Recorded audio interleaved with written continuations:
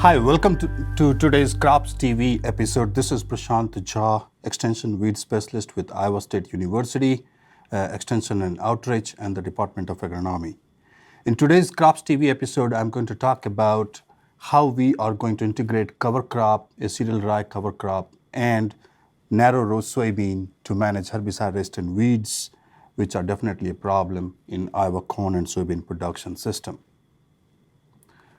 So before I start my presentation, I'd like to give a brief introduction about the current status of herbicide-resistant water hemp in Iowa based on the survey that we conducted in 2019-20. So the first survey that was done in 2013 by Mike Owen, where he collected 100 water hemp populations from soybean fields across Iowa, and that was a random survey.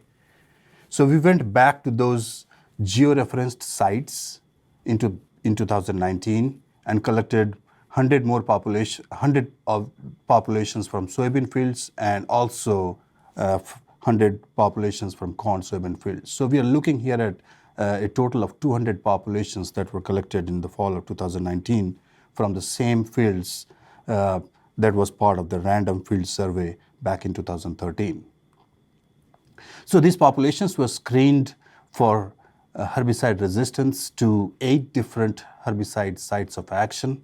We used, and again, those were the same populations that were collected in 2013 and were screened with these herbicides, including imazethapyr, which we know as pursued group 2, atrazine group 5, glyphosate group 9, lactofen, a PPO inhibitor group 14, and mesotrione, which is HPPD group 27. So we used similar rates that was done in 2013, 1x and 4x rate, where 1x is the field use rate and 4x is 4 times the field use rate. So definitely if a population is surviving 4 times the field use rate, we can say it is definitely confirmed resistance case. Also, with increase in the use of Liberty, 2,4-D, and dicamba with our Extend soybean as well as with the Enlist soybean, we tested those populations for these 3 herbicides, glufosinate, 2,4-D, and dicamba, which is Liberty, Enlist, and XtendiMax respectively. So for these 3 herbicides, we didn't go with 1x and 4x. Instead, we went with half x and 1x rates since they are relatively new in terms of usage. So for each of these populations, for each of the rates or doses, we used 30 plants and we sprayed them when they were 3 to 4 inches tall. With regards to visual response of those populations, that was recorded at 21 days after application in the greenhouse with a spray application. And we also did a live and dead count of those plants 28 days after application. So this is very critical here that we are considering those populations to be resistant only if more than 50% of the plants have survived, which means that out of 30 plants per population per dose of the herbicide, if more than 50% of those plants are surviving, then only we are saying that population is resistant, otherwise not. So we are trying to be a little more conservative in terms of how or selecting our threshold of 50% for considering resistance. Also, with regards to survivor, as you see here, if in a given population more than 70% injury is happening, then we are saying susceptible. Although some of those plants with more than 70% injury can produce seed, but definitely we are trying to be more conservative here in terms of saying that whether it's a resistant or susceptible. We also went back to each of those field sites where the populations were collected, and we collected the cropping history as well as the herbicide use history. Today I'm going to just present the data from the cropping history for each of those fields where the populations were collected, and this information was pulled from the USDA and NASS CDL website, which gives us the cropping history of each and every field that was included in our survey. Coming to some of the results from this survey of water hemp populations, here on the y-axis you're seeing the percent of the 200 populations that we collected. The green bar represents the 2013 survey results, and 2019 survey results is the orange bar. On the x-axis, you are seeing the various herbicides that we used in our screening program: ALS, which is group 2, atrazine, glyphosate, PPO, which is group 27, and HPPD, as we know, used in corn, HPPO group 14 and HPPD group 27. So we see definitely with 1x rate, that's what I'm showing you here, is the 1x rate of these herbicides. There is definitely an increase in the percentage of populations that were resistant to glyphosate and ALS inhibitors or group 2. So almost like more than 90% of the populations were resistant to glyphosate, and up to 99, almost 100% of the populations that we collected in 2019 were resistant to group 2 herbicides. With atrazine, there was no difference between 2013 and 19, so there has not been a steep increase in the population, in the percentage of populations that have developed resistance to atrazine. It has more or less remained the same over the last 6 years, being close to 80%. However, we did see, like for resistance to PPO inhibitors and HPPD group 27, none of the populations based on our 50% threshold level, none of those populations were resistant to PPO, and less than 5% were resistant to HPPD back in 2013. But over this last 6 years, since with the increase in the use of PPO and HPPD herbicides for controlling glyphosate-resistant water hemp, we are seeing an increase here in 2019, as you see in the picture. However, it is still less as compared to what you see with glyphosate, atrazine, and group 2. Similarly, with the 4x rate confirmed resistance, as you see here, 60% of the populations are surviving glyphosate even at that high rate of 4 times the field use rate, ALS inhibitors, group 2, and atrazine. So definitely group 2 and glyphosate are no longer working for these water hemp populations as part of the random survey that we did. And for PPO and HPPD resistance, we are definitely seeing an increase compared to 2013. Distribution of these herbicide-resistant water hemp surviving the 4 times the field use rate, where we say the confirmed case of resistance, pretty widespread. As you see here, the black dots indicate susceptible and the colored dots represent the resistant populations. For glyphosate and atrazine, it is pretty widespread right now, as you can see all across Iowa for glyphosate and atrazine resistance, and similarly for group 2 resistance. PPO resistance scattered a little bit more on the western Iowa and some in the southern Iowa. HPPD resistance more concentrated in the western as well as in the central region of Iowa. Regarding the response of those populations out of those 200 populations, we only saw like 7 to 8 of those percent of those populations survived glufosinate, Liberty, and 2,4-D, analyzed at 1x rate. Definitely, we didn't see any survivors from dicamba at that 50% cutoff threshold level. But however, we saw some survivors of dicamba, but at the 50% cutoff level, there was no survivor. However, for those 2,4-D survivors and Liberty survivors, they were able to produce seed. Similarly, I would say like we are trying to further evaluate the level of resistance to 2,4-D in these water hemp populations that have survived. Those plants did produce seed, so it is definitely a concern. Coming to the multiple herbicide resistance, when we talk about one way, which is single resistance, all the way up to 5-way resistance. So in 2013, we had no 5-way resistant water hemp population. However, in 2019, we are seeing an increase in the 3-way resistance. Up to like 60% of those populations have developed 3-way resistance, which has increased from 45% back in 2013. For 4-way resistance, we are seeing an increase, and also there was no 5-way, as I said earlier. However, in 2019, we are seeing 5-way resistant water hemp. So definitely, multiple resistance is becoming more and more of a concern. Similarly, for the results with the 4x rate or 4 times the field use rate, even some of those populations, although the numbers are low at that very high rate of 4x rate, but we are still seeing 4 and 5-way resistant water hemp populations in our recent survey. This is definitely a concern looking at the distribution of multiple herbicide resistance. So we are not talking just on single way resistant, but multiple resistance, stacked resistance here, especially the multiple resistance to glyphosate, group 2 herbicides and atrazine is pretty widespread. Some cases of 4-way and 5-way, as I mentioned earlier, although the percent of populations are still less than 10%, but still we are seeing those here in Iowa. And then just kind of like understanding how over the last 6 years, from 2013 to 19, what is the effect of crop rotation on the development of herbicide-resistant water hemp over that 6-year period. We are looking here at corn soybean rotation and corn followed by corn rotation. So there were no significant differences, as you indicated by the p-values here, for group 2 resistance, atrazine resistance, and glyphosate resistance.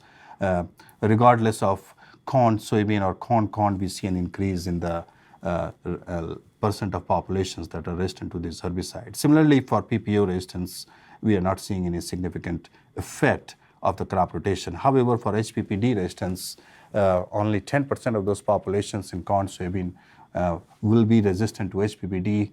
However, with continuous corn over corn rotation, we are seeing that number to be 71%. So definitely, those are the seed corn production fields in Iowa, where with the use of HPPD herbicides for water hemp, we are seeing an increase in the HPPD resistant water hemp. So overall, as a conclusion for our survey, resistance to group 2 and group 5 atrazine and group 9 glyphosate is pretty widespread across Iowa right now. We are seeing an increase in the PPO resistance group 14 and HPPD group 27. So definitely it is a concern. We definitely need to be more proactive because for our soybean production, we are pretty limited in terms of what herbicides we can use. That is, one is Liberty, 2,4-D, dicamba, or these PPO herbicides. So, and similarly for HPPD use in corn, we definitely need to be more proactive in terms of, because we are seeing an increase in the resistance. Multiple resistant water hemp is increasing over the last 6-year period, and definitely there is a need for more diversity and need for more integrated strategies rather than relying solely on herbicides to manage resistance. So from this point onwards, in this presentation, I'm going to talk about how we can integrate cover crops and other cultural strategies like narrow row soybean in this corn soybean rotation to manage herbicide resistance. So this particular study was done in central Iowa in 2020 and 2021, where we had our main plot factor was cover crop versus no cover crop. So no cover crop was no-till fallow, whereas the cover crop, we planted cereal rye at variety Elbon, 60 pounds per acre in the fall of 2020. We further divided those rye versus no rye plots into our subplot factor, which was the cover crop termination timing, which was early termination and late termination. So the early termination, in the early termination timing, the cereal rye was terminated with glyphosate on May 6 of 2021, which was the following spring, 7 days before soybean planting. And soybean was planted on May 13 of 2021 of this year. In the late termination timing, which was planting green, where the rye was terminated on May 25th, so 12 days after soybean planting. That's why it was planting green. Our cover crop was terminated with glyphosate, as I mentioned, and with or without a pre-residual herbicide. We further subdivided those termination timing plots into herbicide programs, which was our subplot factor, and the herbicide programs in the soybean that we looked at, and it was a Liberty Link GT27 soybean. So our first herbicide program 1, HP1, was VD check, where we just used an application of glyphosate Roundup at the time of termination, no pre or no post. So it was a VD check. Our herbicide program 2 was a single post application of Liberty at 32 ounces. And then our herbicide program 3 was again a prefix application as pre at the time of cereal rye termination with glyphosate, followed by Liberty post application. And in our herbicide program 4 was a post residual program where we terminated the rye with Roundup and then came at the post application timing, applied prefix as a residual with the Liberty application. This is the picture here, no cover crop and the cover crop that was terminated late. The early terminated timing was when the cereal rye was knee high, and the late termination timing was when the cereal rye was waist high tall. And we selected these fields with a natural uniform infestation of glyphosate-resistant mare's tail and water hemp at both the sites in central Iowa in 2021. As you can see in the picture here, the differences in the cereal rye termination timing. On the left is the early, and on the right-hand side is the delayed termination timing. You see the amount of biomass that is causing the weed suppression. This picture was taken on August 12th of 2021. On the left-hand side is the no cover crop with a single application of Liberty only program. And again, a single application of Liberty is not effective. As you can see here, a lot of maize still plants in that particular picture with no cover crop. However, on the right-hand side with single post application of Liberty, same herbicide program, where however we have a cover crop there. So early terminated cover crop versus late terminated cover crop. So in the early terminated cover crop, as you can see in between the soybean rows, there are some water hemp plants. However, very less water hemp pressure in the late terminated. Pretty evident from the picture. One of the things which I would like to emphasize here as well is look at the picture on the no cover crop where you are not seeing any mare's, where you are seeing a lot of mare's tail. However, there is not a whole lot of mare's tail in the presence of the cover crop. So definitely cereal rye has a significant effect on suppressing mare's tail. And the data is going to show what I just showed you in the picture. So this is here the data on mare's tail density in 2021, averaged across the two locations. On the y-axis is the density in numbers per meter square, and on the x-axis you are seeing the cover crop. CC represents cover crop, no CC represents no cover crop, termination timing 1 and termination timing 2, which was the early versus late terminated cereal rye. Again, I would reiterate the early terminated cover crop was terminated when it was waist high, and the late terminated cover crop was, as early terminated cover crop was knee high, and the late terminated cover crop was waist high tall. So definitely a huge difference in the biomass between those termination timings. So 1 week after planting and then 5 weeks after planting, that's what the data here we are looking for mare's tail density. On the right hand side, in the absence of cover crop or no cover crop, regardless of the termination timing, the mare's tail density was much higher as compared to the presence of the cover crop. We didn't see a significant effect of the delayed termination timing on either on 1 week at 1 week after planting or at 5 weeks after planting on the cover crop, on the mare's tail density. However, there was a significant reduction in the density in the presence of the cover crop, and that's what I showed you in the picture before this slide.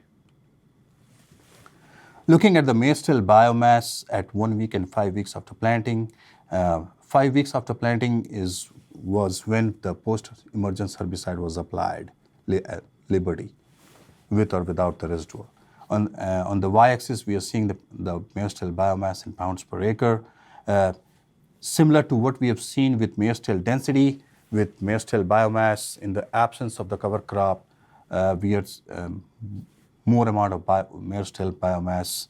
However, in the presence of the cover crop, we are seeing a significant reduction in the mare's tail biomass. In the delayed termination timing in the no cover crop, we are seeing more mare's tail because the glyphosate was applied later, so that was quite expected, and that's why we are seeing at 5 weeks after planting more on the extreme right-hand side, if you see the biomass of maize tail was higher. But if you look at the left-hand side, in the presence of cover crop, significant reduction in the maize tail biomass. One of the things which we have not, although we did not see any difference in the of the effect of termination timing on maize tail density, but we are seeing at 5 weeks after planting, when we are applying our post-emergence herbicide, the maize tail biomass was less at the delayed termination timing as compared to the early termination timing, which means that the plants were smaller in size. Those maize tail plants were smaller in size at the time of post-emergence herbicide application, which is a win-win situation because you really, that cover crop helps in terms of increasing the efficacy of your post-emergence application when you are seeing some smaller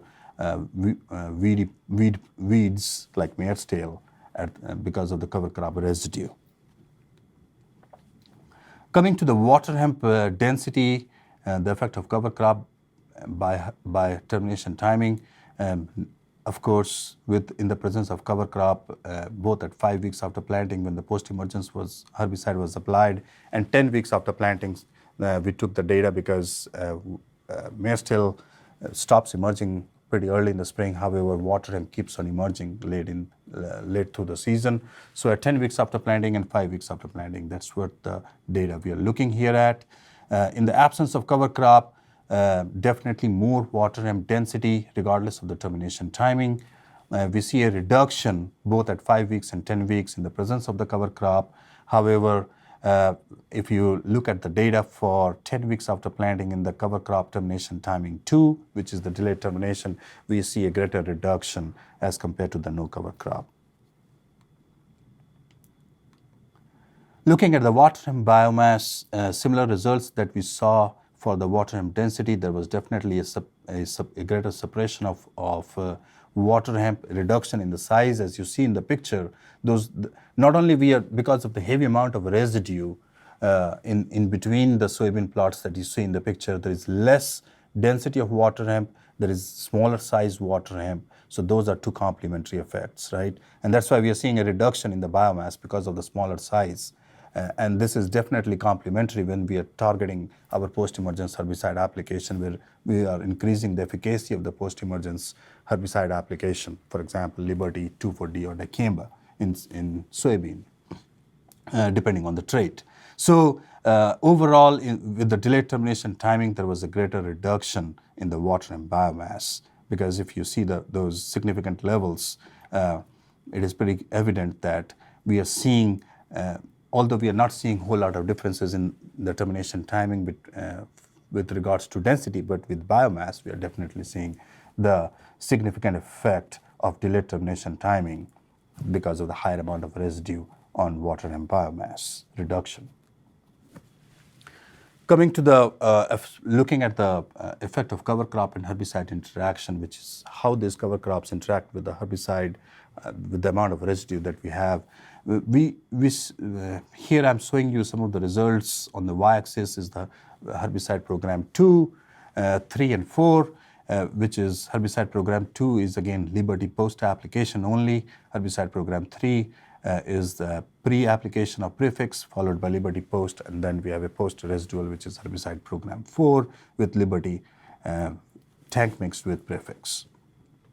So definitely, if you look at the no cover crop side of the picture, and herbicide program 3 and 4, which means that a soil residual herbicide either applied as a pre-application followed or with the post-residual was needed to reduce the water hemp density in the absence of a cover crop. However, in the presence of cover crop, regardless of the termination timing, we saw that even with one application of Liberty post-only application, which was herbicide program 2, cover crop, CC herbicide program 2, it was sufficient and it did not differ from the pre or there was no additional decrease or reduction in water hemp density as a result of the pre-residual herbicide program, which means that a single post was sufficient to cause reduction in water hemp density in the presence of cover crop. So definitely that tells us that we are going to increase the efficacy of herbicides. Number one, with the cover crop that we have, the amount of residue that you see in the picture here, we are seeing less number of mere still and water hemp plants, less biomass, and at the same time, less use of herbicides.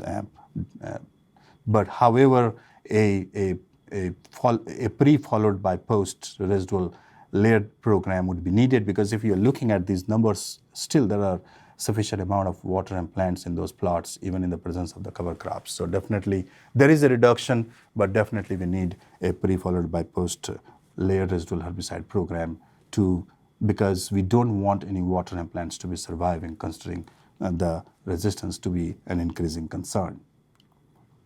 Looking at the soybean yields here, we didn't see any effect of termination timing. If you look at the in bushels per acre, that's the soybean yield. On the graph, in the graph on the right-hand bars, cover crop termination timing 1 and termination timing 2, herbicide program 2, which is Liberty Post only. Regardless of termination timing, there was no reduction in the soybean yield. So although the soybean was growing a little slower because of the high amount of biomass that we had in the delayed termination timing, and as we know that the 2021 was kind of like a dry year, and the cover crop was definitely taking up more moisture. If we are delaying the termination timing, we are definitely getting more advantage for weed suppression. However, can the soybean yields be affected? However, we didn't see, so our answer is no. Although we saw there was little reduction early in the season in terms of growth stage in the late terminated cover crop, but we didn't see any, after the rain and moisture, we didn't see, by the time the soybean canopy closure occurred, we didn't see any differences. And that's what, we didn't see any differences in the soybean yield because of the delayed termination. Also, I would like to emphasize here with is a single post application of Liberty in the cover crop was similar to no cover crop with a pre followed by post application in terms of soybean yield. So in order to conclude this study, the late terminated cereal rye cover crop was definitely more effective in terms of reducing horseweed and water hemp biomass for sure. Density, yes, we didn't see a significant effect of termination timing, although cover crop was more effective as compared to no cover crop, but definitely late termination timing was advantageous. Also, the late termination timing, as I said earlier, would potentially reduce the number of the herbicide selection pressure in soybean, and also would improve the herbicide efficacy for weed control, as I mentioned earlier. Water hemp control with post-only program in the presence of cover crop was similar to a pre-followed by post or a post-residual in the absence of cover crop.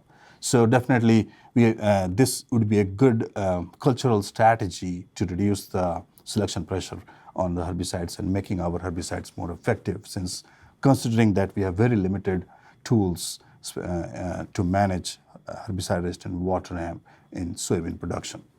Soybean yields, as I mentioned earlier, did not differ between early versus late terminated cereal rye, which is one of the important questions often we get from the growers. So the third part of the presentation, I would like to emphasize on one of the studies that we did, and one of my PhD students was involved in this, was looking at how we can integrate cover crop and narrow row soybean in Iowa corn soybean rotations. So in this study, which started in 2019, we looked at a corn soybean rotation from a systems standpoint, and the experiment was conducted as a split plot design, and there were two locations, one at Brunner Farm and one at Curtis Farm, and we had 3 levels of water hemp seed bank inputs in the corn. So we started in 2019 with the corn phase of the rotation. We have 3 different herbicide programs: a marginal, aggressive, and an aggressive plus weed seed removal at harvest, which means that any weeds, water hemp plants that were surviving at the time of corn harvest, we pulled them out so that they do not add any seeds to the soil seed bank. So in the marginal herbicide program, we had dual pre, metolachlor, just group 15 herbicide pre, and glyphosate. So it was just one side of action because we know that it was a glyphosate-resistant water hemp site, so glyphosate was not effective. However, we used glyphosate to kill any other weeds because we are focusing mostly on water hemp. The aggressive herbicide program, which is the AHP, we had 3 side of actions: sharpen plus Zidua applied as pre, followed by Liberty plus dual post and Liberty Link and glyphosate tolerance corn. In the aggressive program, again, it was the same 3 side of action plus weed seed removal at harvest.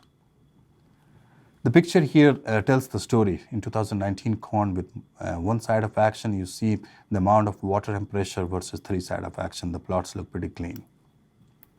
However, our main intent was how this contributes to the soil seed bank in terms of water hemp seeds in thousands per meter square. You see in the y-axis of the graph, and these are the 3 herbicide programs used with the marginal herbicide program, aggressive and aggressive plus weed seed removal. We see a reduction in not only we saw a effective water hemp control, but also a more than 90% reduction with the use of 3 side of action as compared to just 1 side of action. Coming to the soybean phase of the rotation, so after the harvest of the corn, we divided those plots into cereal rye versus no rye. And the cereal rye was planted in the fall of 2020. The variety we used was Elbon at 55 pounds per acre. It was planted on October 10 of 2019, just after corn harvest.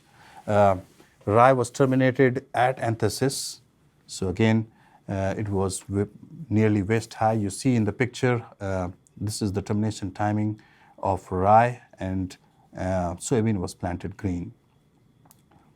So by the time of terminating rye, the amount of biomass we got was close to 4,200 pounds per acre of rye biomass, which was sufficient enough to cause pretty good suppression of water hemp, which I'm going to show you the data. So we further subdivided those rye versus no rye into narrow versus wide row soybean. So narrow row soybean was 15-inch versus wide row, which is the standard 30-inch soybean. And in the soybean phase of the rotation, we used Roundup as a glyphosate post-application and dual pre. We really wanted to have minimal herbicide inputs in the soybean phase of the rotation because we really wanted to see what does this cereal rye cover crop does and what's the effect of the soybean row spacing on water hemp density, biomass, and seed production in this corn-soybean rotation.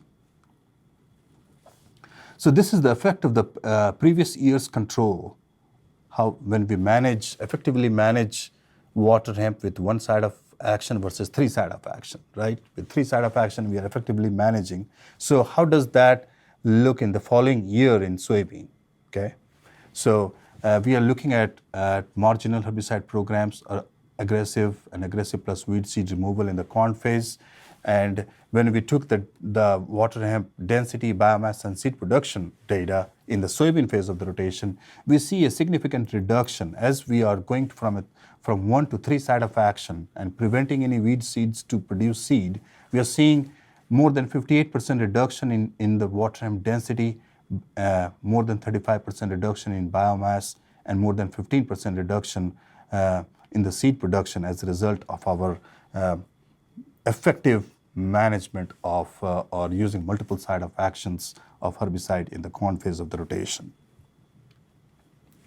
So definitely effectively managing the water hemp seed bank in the corn phase of the rotation is very critical because we have more options, more herbicide options, more premixes of atrazine, group 15, Liberty, and other herbicides that we can use in some of these products like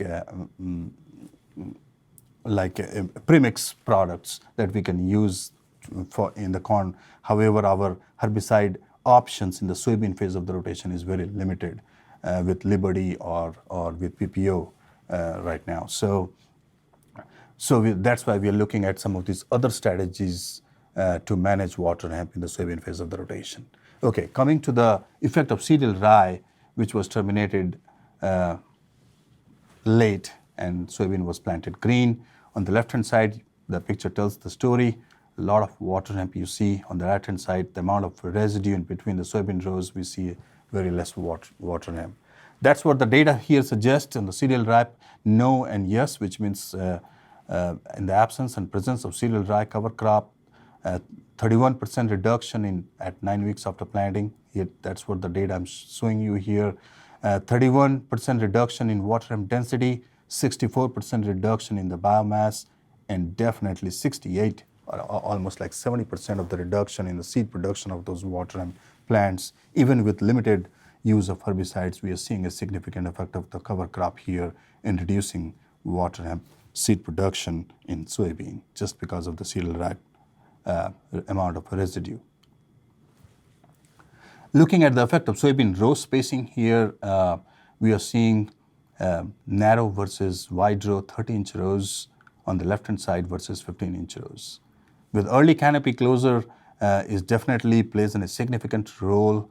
Our canopy closure in the 15-inch rows happened close to 10 to 12 days earlier as compared to 30-inch rows in 2020. And you see the amount of, in between the rows, the amount of water hemp pressure. And on the right-hand side in 15-inch rows, there is definitely less pressure of water hemp. That's what the data here suggests, 16% reduction in the density just because of reducing the row spacing from 13 to 15-inch, 60% reduction in the biomass.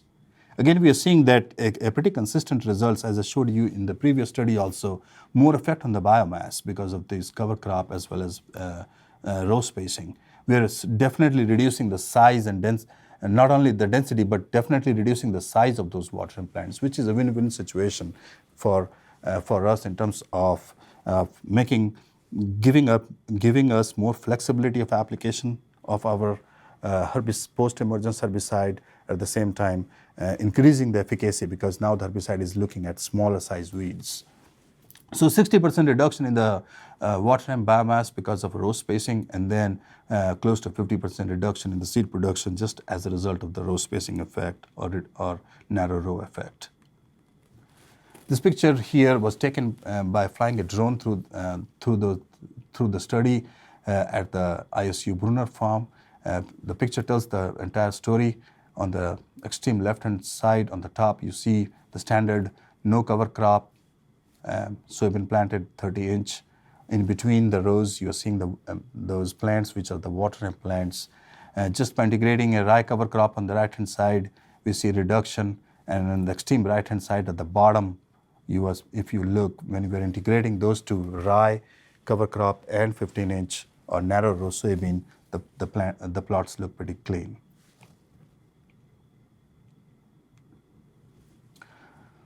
So again, was there any effect of the cereal rye since it was planted green and with a delayed termination on soybean yields? No, we didn't see any significant effect of the cereal rye on soybean yield, as you can see here in the data. However, reducing the row spacing from 30-inch to 15-inch, we see a 8 bushel per acre increase in the soybean yield. So definitely early canopy closure and greater competitiveness of the soybean against water hemp.